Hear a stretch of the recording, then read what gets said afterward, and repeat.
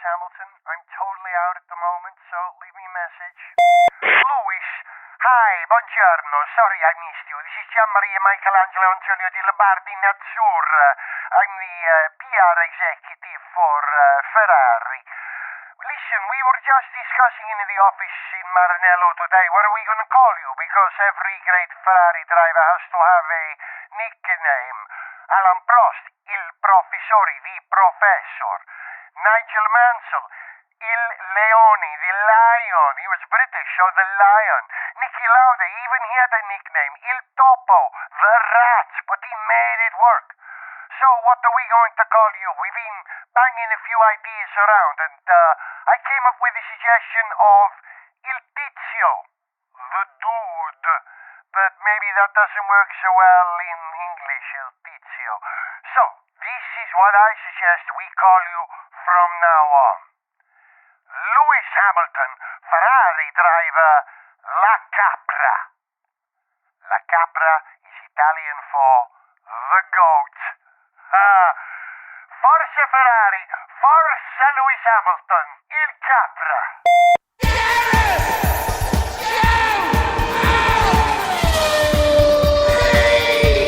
Hello, welcome to Gareth Jones on Speed. I'm Gareth, he's Zog.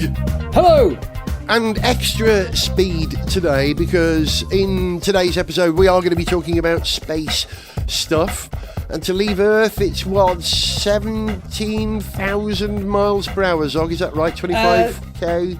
Yeah, is it 17,800 maybe? Yeah, I think you're right, yeah.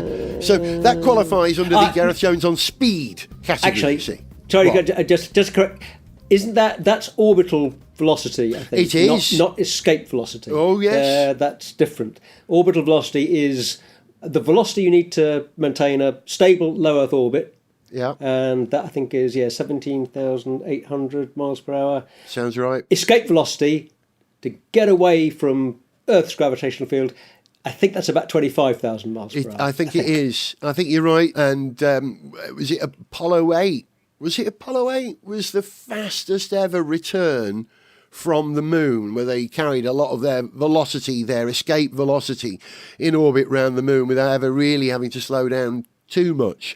So their return to Earth was one of the hottest Apollo capsules recorded because of the compression of the air in the upper atmosphere, not friction. Yes, good. I'm so happy you put that clarification there, because people always talk about how it's friction that is causing that heating when you get crazy red hot, yellow hot plasma. Surface temperatures on your meteorite or your space capsule. No, it's not friction, it's compression. Yeah. Now you know. Hey, thank you for coming to our TED Talk. Listen, if you enjoyed the space thing, we're going to be talking space a little bit later in the show, but we absolutely, Zog, have to talk about a thing which kind of broke the internet, as they say, yesterday. We're recording this show on Tuesday, so on Monday we saw the first official pictures of Lewis Hamilton at Maranello, and they didn't disappoint. Paint the picture for me, Zog. I'm sure a lot of our listeners will have seen this particular image that will become an iconic image. It's already iconic, I think, of Lewis Hamilton standing by a Ferrari F40 in front of Enzo's house. Enzo Ferrari's old house. Yeah. And Hamilton, who we know he likes his clothes, he has a great fashion sense and an adventurous fashion sense. He is looking like an absolute fucking boss in a beautiful suit and a beautiful overcoat and dark tie. Little hint of The Godfather in there, maybe, but certainly, oozing classic Italian style. And I think it's just, I thought it was such a great image. It's so beautifully. Well, I'm sure a lot of thought went into it. I'm not sure how much was, a lot of planning and meetings and discussions, or how much was instinct and how much was a stylist, the photographer, how much was Lewis himself, who has a great sense of personal style. But whereas we often know him for, wearing something quite adventurous, pushing the boundaries a bit. Bless him. Taking a chance with this style. Here, this is a very, very classic, elegant Italian look. And no, it speaks to, I think, to a great sense of purpose and confidence and intention in Lewis beginning his spell at Ferrari. Nicely put. It's visually telling us something about how much he wants to embrace Ferrari's heritage and history, and it's just a fantastic photo. It's just a great image. And it answers a question as well. Not only does it show us that he is embracing this, but it shows us how he's got... Sorry, I didn't mean to put the emphasis on how, like an ex-how presenter there, but I genuinely mean this. It shows us how he's going to achieve that. Because, I don't know if I've ever said this out loud on the programme, but I've certainly said it out loud recently. It's occurred to me that when they do the Ferrari car launch every year, there's generally a picture of the car, the head of Ferrari, the team boss, the two drivers, and the spare driver, and they're all wearing blazers. Now, this happens every year. Everyone wears the blazers. They look great. But I just couldn't see Lewis doing that. And there was a mismatch in my head between Lewis's kind of clubby, modern style and the formality of the blazers they wear at the launch. So I was thinking, well, how is Lewis going to dress to meet those two? They're not going to let him turn up in a day-glow orange jumpsuit or something. They just won't. But similarly, I can't see him in the blazer. And so that perfect middle ground is this incredibly elegant suit and the coat. It's the way you wear the coat over the shoulders without your arms in the arms of the coat. So it's more of a cloak. That's what gives you that presence, that stateliness. Work of genius. He's like an artist, in my opinion. I mean it, working in the area of clothes and imagery. And he's been given a new palette to work with. Italianate, in a way. And of course, Italians adore style. They're passionate about style and design and fashion. They are world leaders in it. So this is a good match. It's better than what was the brand that sponsored Mercedes, who Lewis always had to wear their red and white and blue. Not Hugo Boss. What are they called? Hilfiger. Tommy Hilfiger, whatever it is. Yeah, it's cooler than that, right? He's suddenly found himself in fashion royalty. I love it, man. I'm so excited. Yeah, and I just think Lewis hasn't even turned a wheel at Ferrari yet, and already we're just going bonkers over it. This is whatever they're doing, it's working. But I am genuinely excited for Lewis this year at Ferrari. I know they're going to give us some terrific racing and drama during the year, and I'm hoping for some very strong results. But in any case, it's going to be a ride. Oh, baby, the drama is just incredible. You said, Tog, we're already going nuts about this, right? This is how nuts I've gone. I've been working some Italian phrases that we're probably going to hear from now on. For instance, è l'ora del martello. È l'ora del martello. The gold of Martello, the gold... È l'ora. It's hammer time.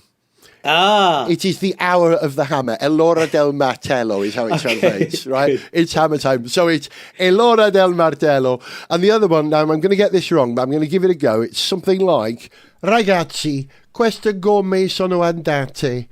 Avremmo dovuto fermarci ai box 4 giri fa. Which is, guys, these tyres are shot. Why didn't we pit 4 laps earlier? These are phrases we're going to hear in Italian. He's been speaking Italian. Did you see that clip that Ferrari shared? Oh, I didn't know. Yeah, no, I was wondering about that. I mean, to get along well with the Italian sporting press in particular, I think you need to learn Italian. To really win the hearts of Italian racing fans, you need to learn at least a bit of Italian. So Vettel was very good. He could speak pretty fluent Italian after a couple of years at Ferrari. And I think Alonso is pretty good in Italian as well. That stood them in good stead there.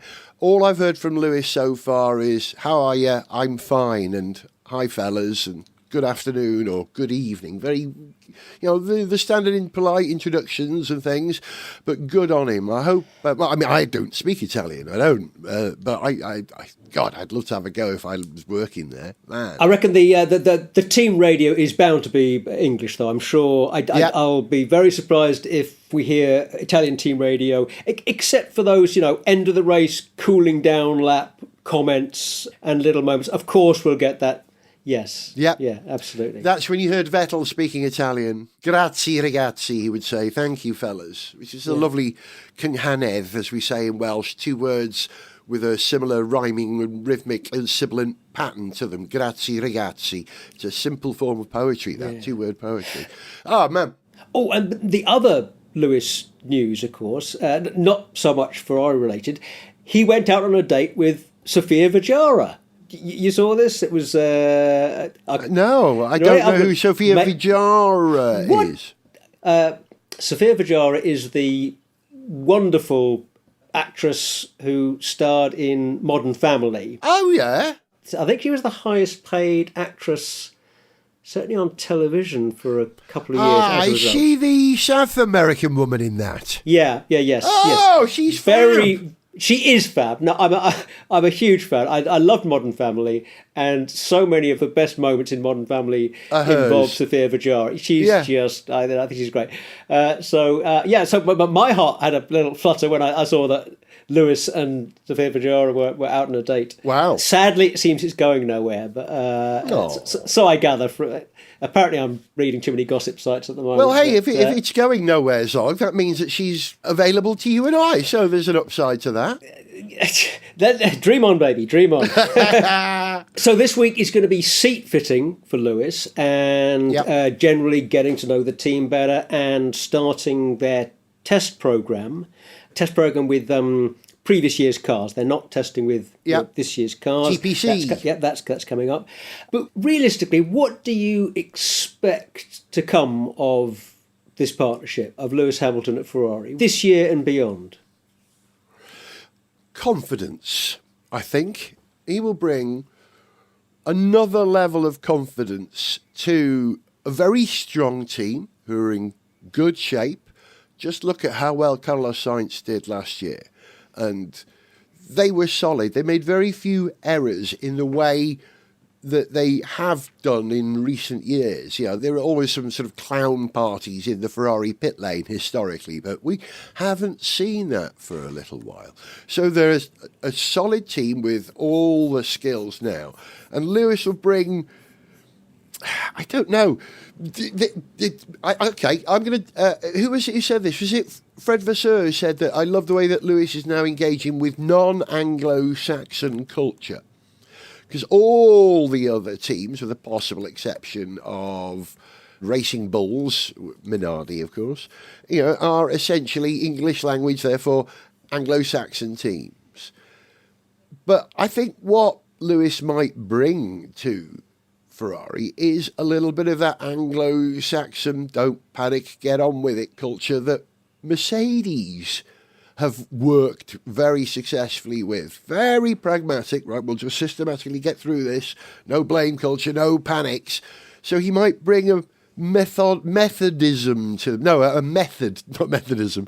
He'll bring a method to them which will allow them to apply themselves at the very, very highest level. Yeah, it's interesting you say that because, I think you're probably right. I think he's, one of the things we've learnt over the years with Lewis is that, apart from his truly remarkable talent, is that he does apply himself over the long term, and he's very good at sort of, at having a longer term view of things, at sort of being able to say, right now we're in a difficult spot, things are not going the way we want, but if we carry on working in the right way and being focused and being calm and doing the right work, we will improve and we will win.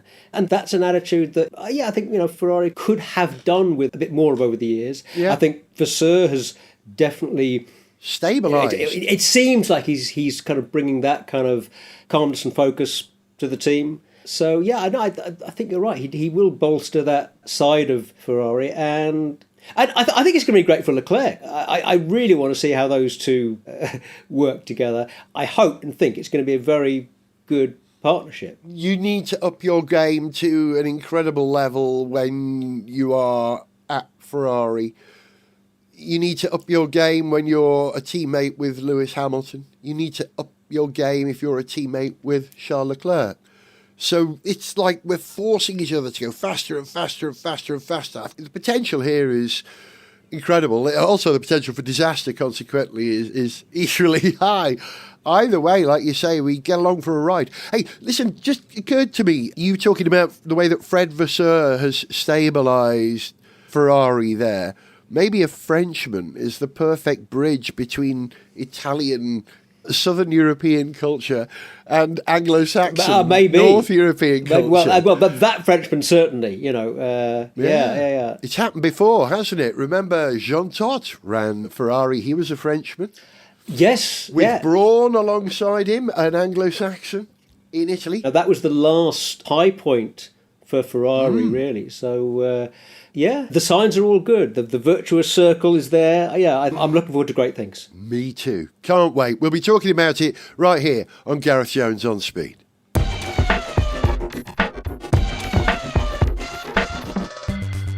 If you've been listening to this podcast for a long time, and I know many of you have, you may remember that 10 years ago, we had a big party to celebrate 10 years of Gareth Jones on Speed.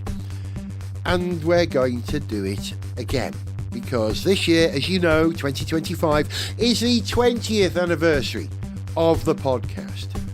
We're going to do something rather special. We want you to be involved. We'd like to know about your cars, and we'd like you to feature on the programme with your car. And most of all, we'd like to invite you to a big bash that's going to happen somewhere in the summer. We haven't got all the details yet, but if you would like to come along to this, drop me a line. Hit us up with an email onspeed@garethjones.tv with "Tell me more about 20 years on speed" in the subject line, and we'll write back to you with more details as they emerge. 20 years of podcasting? That's ridiculous! Almost as ridiculous as Lewis at Ferrari. Gareth Jones, 20 years on speed! Here we are now in the third week of 2025, and we have a new American president. Sigh. And this American president, I believe at his inauguration, I didn't watch it. I have to say I couldn't bear to watch it.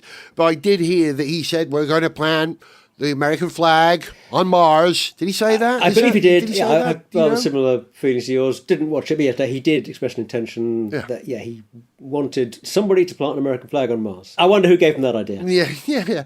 The thing is, this has always been the plan anyway. This is not Trump's bloody planning that's going to get us on Mars. NASA have been working towards planting an American flag on the moon for the last 30 years. They're just taking 40 years to do it, and it's already happening. So it annoys me that he's going to pick up and take the claim for it.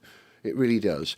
But there is a space race on once again. We had the moon race, which was the Third World War fought in outer space. Rather than two superpowers firing missiles at each other, they had a game of dicks on the table and see who could launch their rockets the highest to prove who is the greater.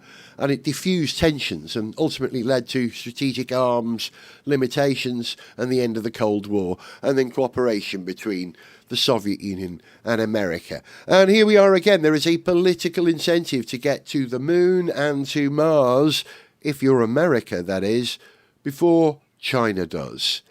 And the race is on, and the race is close, isn't it, Zog? We're talking about putting people on Mars, aren't we? Or, well, before that. Well, it's interesting because my feeling is that there's a good chance that, the next people on Mars will be sent there by China, not by America, I think. Yeah. Although getting to Mars, probably more likely to be Americans than Chinese, I think. Yeah, it's a complicated picture, and it's always hard to predict how these things work out.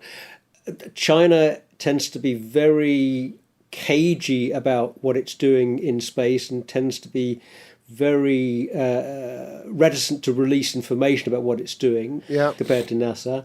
But America's space operations tend to be very affected by the political cycle, by the fact that there's a presidential election every 4 years, and the funding for all of the big NASA projects is voted for by American legislators. So NASA's long-term plans, apart from all of the problems that you're always going to have in doing crazy things like trying to send people to the moon and Mars, are further affected by the fact that every few years the funding background and the political backing for things changes, which makes it a lot harder to make your long-term plans happen.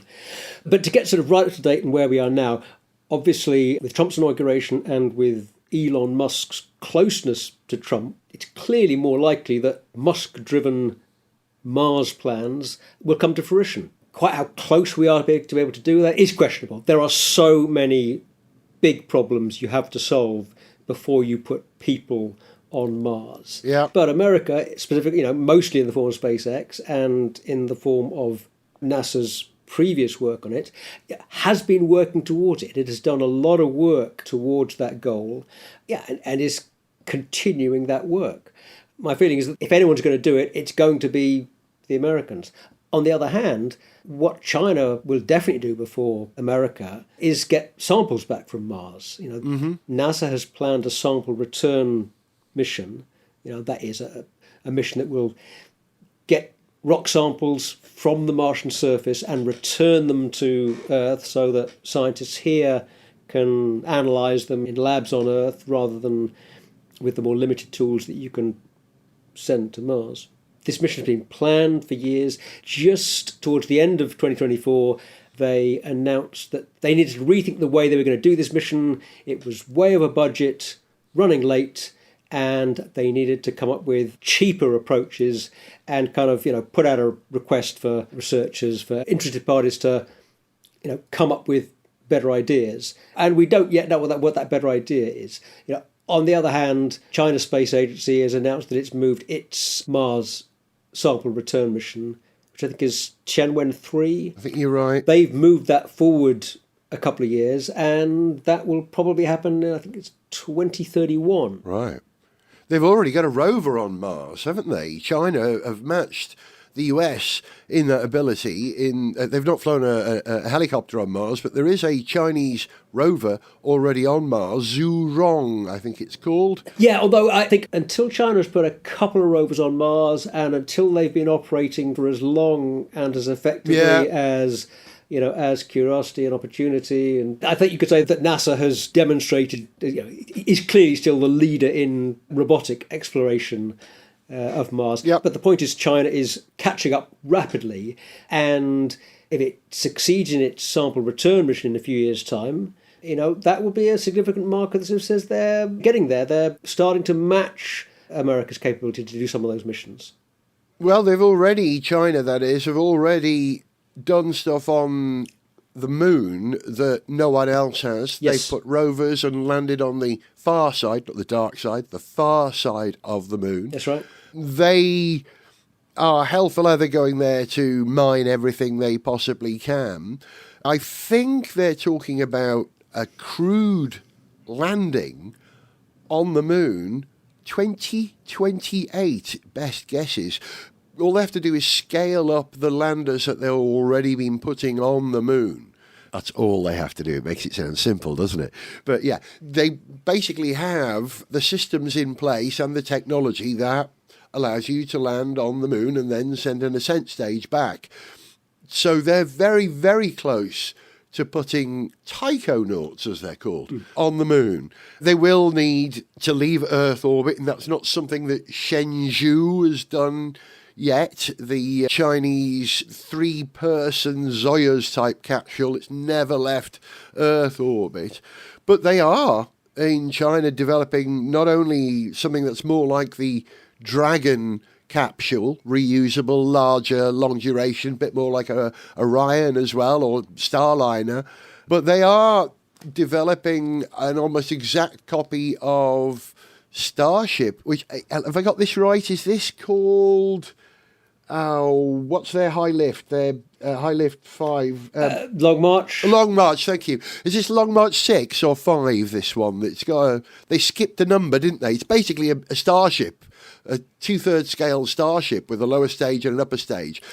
So they are leapfrogging. They're catching up and overtaking in many ways, doing many of the things that America is doing, but on the QT. Plus, there is now a private space industry in China as well. Yeah, I was just going to say that that's another significant development in the Chinese space program. That yes, that there are private companies getting involved as well. And I thought it was actually one or more of the private companies that were copying Starship rather than that being part of the Long March program. I think you might be right. I may have confused that, but they have re-engineered Long March. Yeah, I think the big change in Long March is that it no longer uses hypergolic propellant. That is propellant stuff that lights when you mix the two fluids, so you don't, which makes it easier to relight your engines.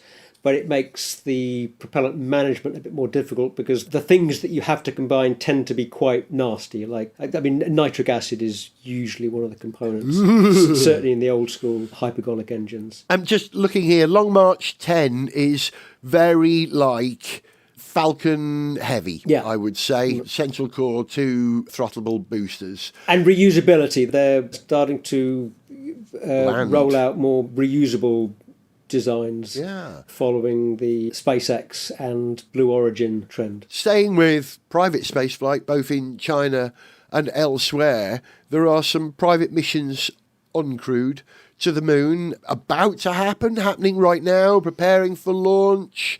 What are they called? Intuitive Machines are sending another lunar mapper, I believe, is that right? And a lander. I'm not sure. You're ahead of me there. They had a failed mission, didn't they? They did. Their first one. Yeah. Lunar Trailblazer, Intuitive Machines. That's January this month. It's going to launch as part of the CLPS initiative, the Commercial Lunar Payload Services initiative. It's going on a Falcon 9. There'll be a lander, and I think there are...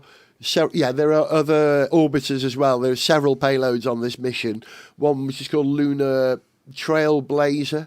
Blue Ghost, which is Jeff Bezos's Blue Origin, of sending a mission to the moon. That's going to launch, bizarrely, on a Falcon 9, even though it's... Bezos, interesting. Yeah. It's kind of mercenary now, space, isn't it? You pay anyone to do anything. Have you seen The Expanse? I gave up on The Expanse, actually. Me too. Which I sort of felt a bit guilty about, because I really liked the fact that it was kind of well thought out and really very well realised and beautifully production designed hard sci-fi. Yeah. But I didn't care about any of the characters. Yeah, found them a bit annoying. I think I've watched the first season or half of the first season twice, and I had exactly the same reaction. I don't care. There were bits of stereotype, didn't care about the individuals. The universe and the world building was very good. Yeah. But everyone says, you got to get to the bit where this happens and then it's amazing from then on. So maybe I will persist because, we've got to visualise the future, haven't we? Science fiction, the job of science fiction is to visualise a possible future that we don't want to happen and avoid it at all costs. Well, that's a job that you may choose to give yourself if you're going to write sci-fi. I'd say sci-fi is one of the great things about sci-fi as a genre is that it's so open. You can use it as a way to, critique contemporary society, but do it in ways that, it just gives you a very interesting palette to work with.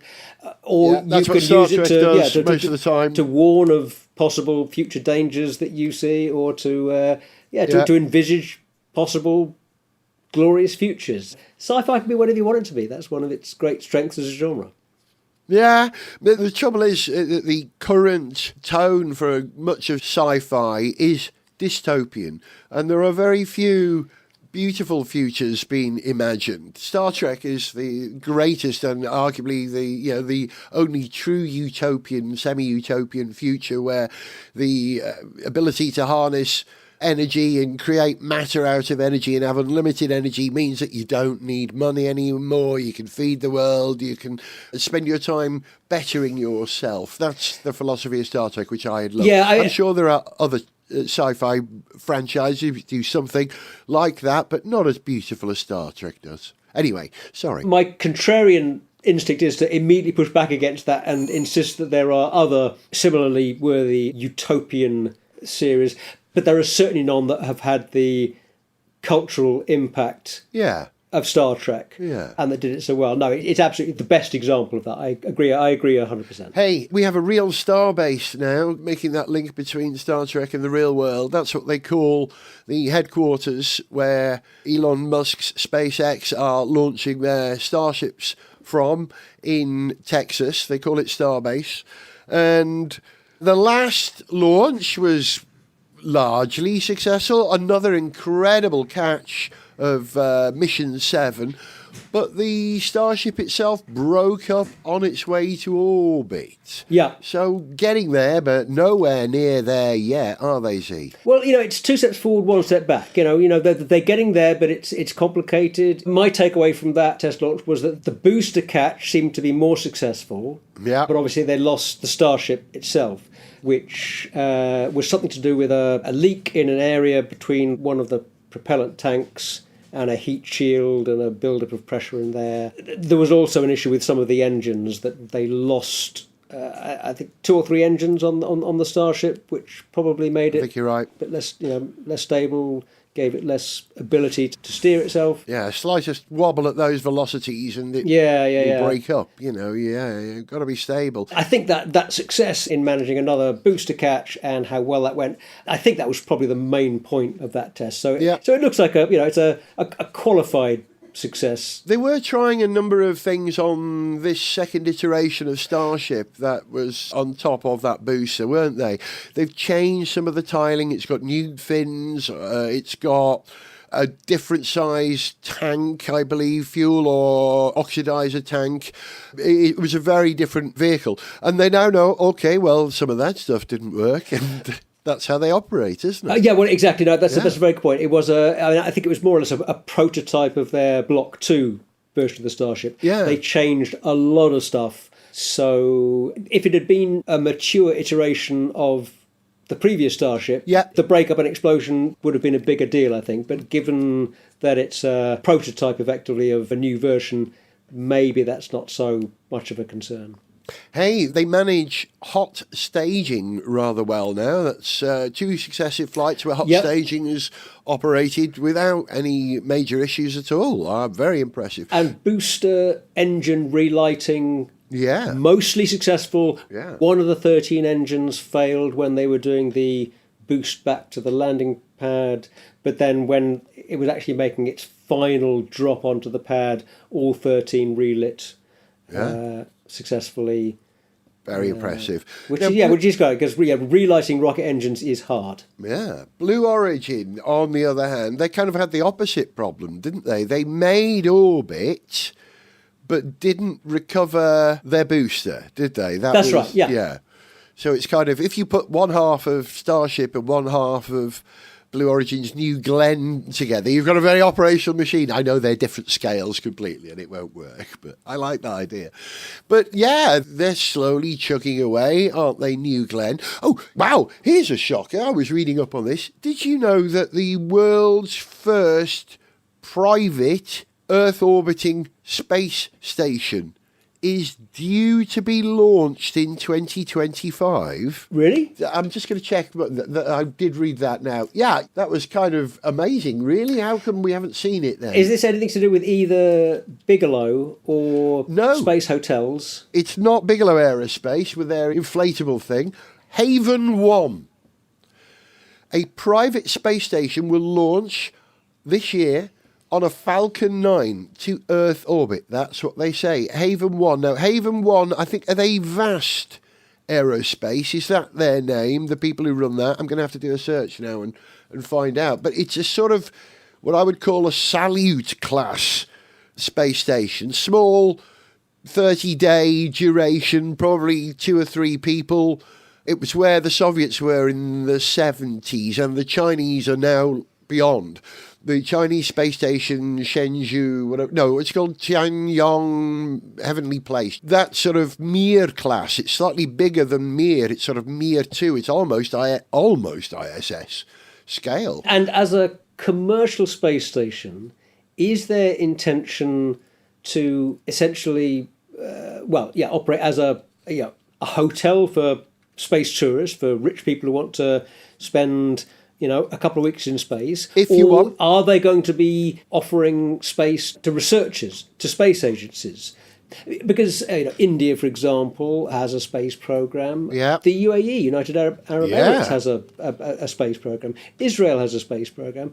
But none of those, India might, but smaller nations are not going to launch a space station and be able to have their own little spot in low Earth orbit where they can do some real science in microgravity. Yep. I think that's what they're talking about with Haven 1. They've got a laboratory on board and they're selling space up there for people to come, like you say, and do research. Commercial ventures. It will be, massive companies like Rio Tinto who will have a research development wing who are looking at new kinds of aluminium, and that they will go upstairs. They will go up into Earth orbit and perform their experimentation there. It's a smart idea, I think. It reminds me a little bit of Space Lab. Now, Space Lab was not a free-flying space station, but it was an orbital laboratory that fitted in the payload bay of the Space Shuttle orbiter. And it was a European laboratory that would plug into the orbiter boot, and they would go up for 12-day missions or something like that, and were able to perform space science and research there. And Europe benefited from that. And now private firms are able to do that.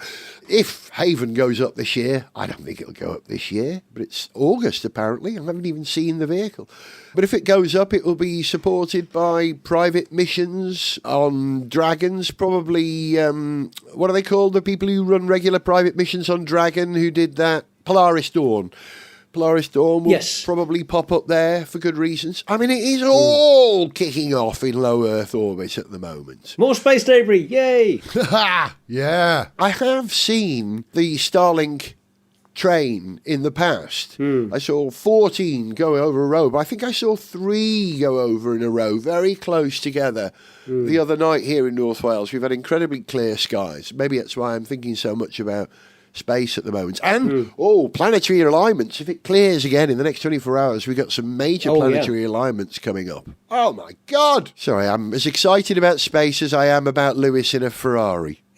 Yeah, planetary alignment, a visual treat, doesn't mean anything terrible. There's no astrological implications. Yeah, but it will be very pretty. Do you know what? I've met a number of people over the last few years and I've really enjoyed their company. We're chatting away and then they say to me, "What star sign are you?"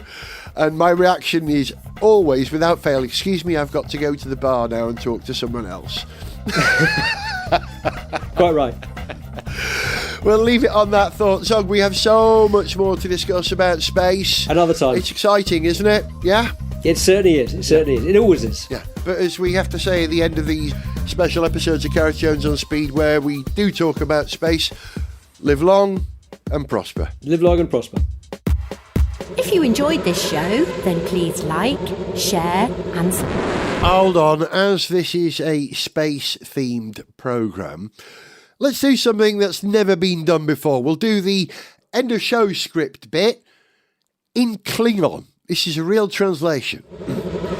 Povjaj bibel edge bluktaha vaj il praha il nop eg il suk lut dag jaboch vitu me lut avad kilau ilur cha me ilech bam mulmene ilad mahadvad blok konhul hol hilo edge gunvam nehe dombek Kahem he iltrap gos GarethJones.tv. Gareth Jones on Speed, Wales dak whiz bang kem lo hlu. Kapla.